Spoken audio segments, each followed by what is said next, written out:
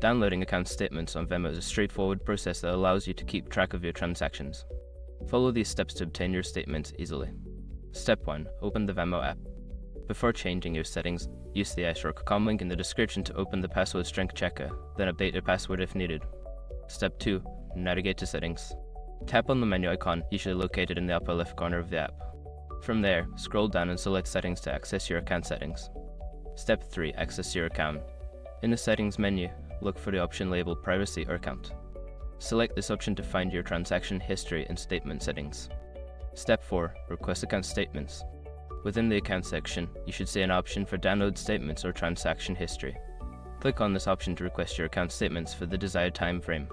Step 5. Download the statement. After requesting the statement, Venmo will generate a downloadable file, typically in PDF or CSV format. Follow the prompts to download the file to your device and check your downloads folder to access it. Now you have your Venmo account statements ready for review. This process helps you keep track of your financial activities efficiently.